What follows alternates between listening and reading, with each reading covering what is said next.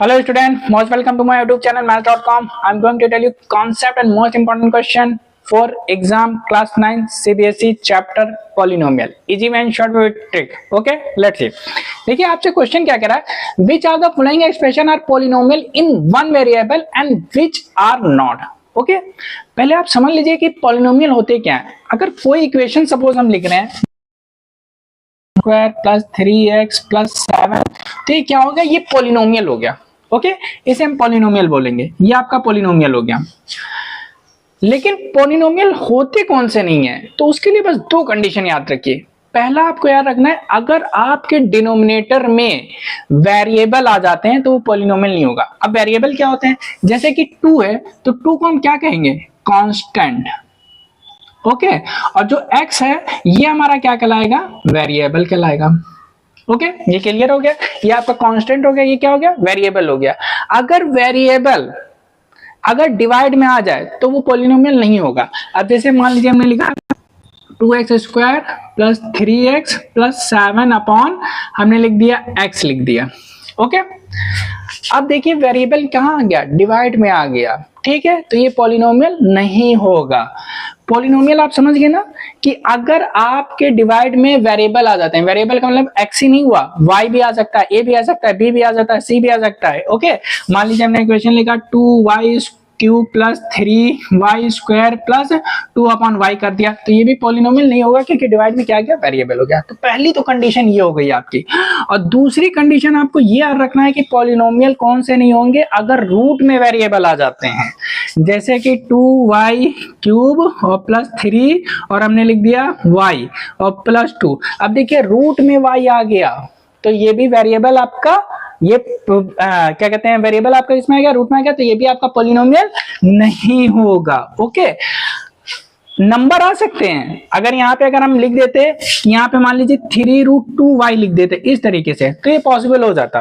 Okay 2y cube plus 3√y plus में 1 लिख देते तो ये हो जाता, क्योंकि रूट में नंबर है. ओके लेकिन रूट में आपके x y z कुछ भी आ जाएंगे तो वो आपके पॉलिनोमियल नहीं होंगे. तो दो कंडीशन बस याद रखनी है, बस और कुछ नहीं, बाकी सारे पॉलिनोमियल होते हैं.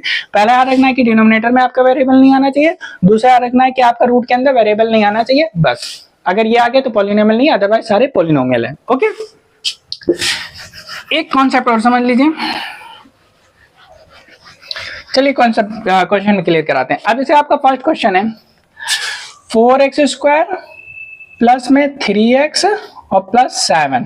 ओके अब ये बताइए, कह रहा है बताइए which of the following expression are polynomial, ये पॉलिनोमियल है कि नहीं है. अगर है one variable and which are not, और कौन सा नहीं है, तो आप बताइए वेरिएबल है कि नहीं है. ये वेरिएबल है क्योंकि ये पॉलिनोमियल आपका है ना. क्वेश्चन में आप ये कह रहा है one variable and which are not, तो ये आपका क्या है, पहले देखिए पॉलिनोमियल है, पॉलिनोमियल है हमारा, क्योंकि ये सिंपल इक्वेशन है, पॉलिनोमियल है. वन वेरिएबल का मतलब क्या हुआ, देखिए सब में x है ना, तो ये वन वेरिएबल हो गया. ओके अगर इसी क्वेश्चन को हम ऐसे लिखते हैं 4x स्क्वायर प्लस में 3y प्लस में 7, तो 2 वेरिएबल हो जाएगा, एक x हो जाएगा और एक y हो जाएगा, तो ये आपके 2 वेरिएबल हो गए.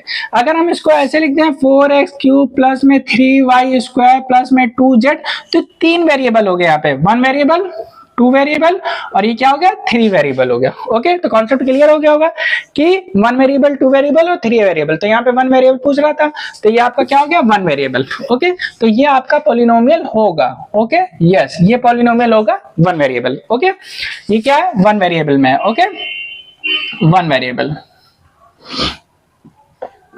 सेकंड देखिए इसी का पार्ट है y स्क्वायर प्लस 2, बताइए पॉलिनोमियल होगा, सिंपल इक्वेशन है, पॉलिनोमियल होगा. यस और ये कितना वेरिएबल है, क्योंकि y है ओनली, तो 1 वेरिएबल.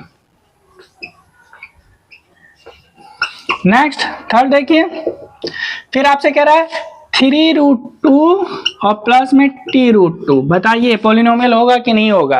अब देखिए इसमें t फॉर्म में, जैसे ये x फॉर्म में इक्वेशन थी, ये y फॉर्म में थी, ये t फॉर्म में इक्वेशन है. ओके ये t में वेरिएबल आपको कुछ भी हो सकता है, x y z a b c d t कुछ भी हो सकता है.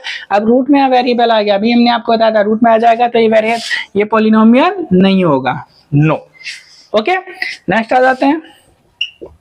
अब देखिए कह रहा है y प्लस वाई अपॉन 2, अब बताइए ये होगा, ये होगा, डिवाइड में नंबर है ना, डिवाइड में तो क्या नहीं होना चाहिए, वेरिएबल नहीं होना चाहिए, तो ये होगा यस। ओके, और ये भी वाई वाई है तो आपका क्या हो जाएगा, वन वेरिएबल। ओके, फिफ्थ में आ जाते हैं। फिफ्थ आपका क्या है, देखिए यहाँ पे x की पावर 10 है प्लस y की पावर 3 है और प्लस t की पावर 50 है। तो बताइए पॉलिनोमियल होगा? भाई सिंपल इक्वेशन है, पॉलिनोमियल होगा, क्योंकि पॉलिनोमियल कौन से नहीं होंगे, जिसमें डिवाइड में वेरिएबल आ जाए या रूट में, तो ये होगा यस। अब ये बताइए इसमें कितने वेरिएबल हो गए, देखिए x हो गया, y हो गया, t हो गया, 3 हो गए, तो ये हो जाएगा आपका 3 वेरिएबल। ओके, तो क्लियर हो गया होगा आपको पॉलिनोमियल फाइंड करना है, कौन सा पॉलिनोमियल है, कौन सा पॉलिनोमियल नहीं है। सारे पॉलिनोमियल होंगे, बस डिवाइड में अगर आपका आ जाता है वेरिएबल और रूट में आ जाता है तो वो वेरिएबल नहीं होंगे। ओके, 1 वेरिएबल, 2 वेरिएबल, 3 वेरिएबल, ये सारे x में है तो 1 है, ये भी y में 1 है, t में 1 है। अब देखिए x y t अलग अलग वेरिएबल आ गए तो 1 2 3 वेरिएबल हो गया। ओके, ये क्लियर हो गया होगा। चलिए नेक्स्ट क्वेश्चन पे आते हैं।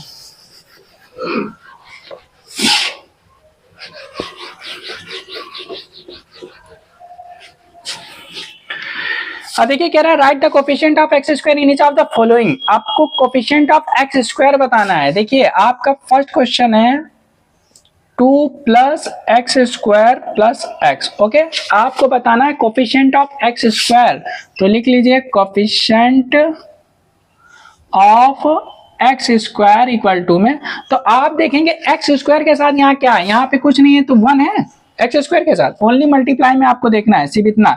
तो ये कोफिशिएंट ऑफ एक्स स्क्वायर कितना हो गया यहाँ पे, 1 इसका आंसर। ओके, सेकंड क्वेश्चन देख लेते हैं। सेकंड क्या कह रहा है इसका, 2 है माइनस एक्स स्क्वायर है प्लस एक्स क्यूब है।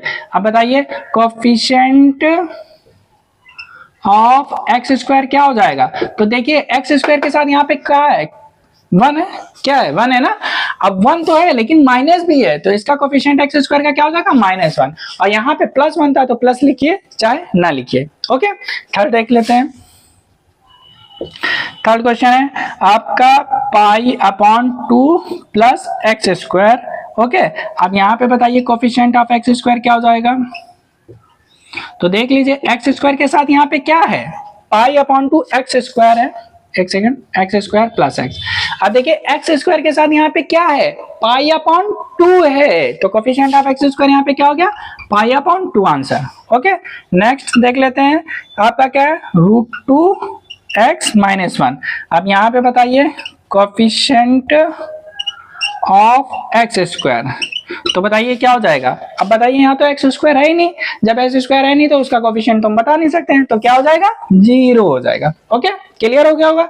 तो कोफिशिएंट हम जिसका भी पूछा जाएगा उसके साथ जो भी मल्टीप्लाई में नंबर है उसको लिख देंगे विद सिंबल। अगर माइनस है तो लगाना मस्ट है, प्लस है तो मत लगाइए। ओके, क्योंकि प्लस ऑलरेडी लगा रहता है। ओके, तो ये सारे इंपॉर्टेंट क्वेश्चन है, इनकी प्रैक्टिस करिए, एग्जाम में पूछे जाते हैं। नेक्स्ट वीडियो में इसके और भी इंपॉर्टेंट क्वेश्चन सॉल्व करेंगे। नेक्स्ट वीडियो देखने के लिए maths.com को सब्सक्राइब करें, press bell icon for all videos. Thank you, bye.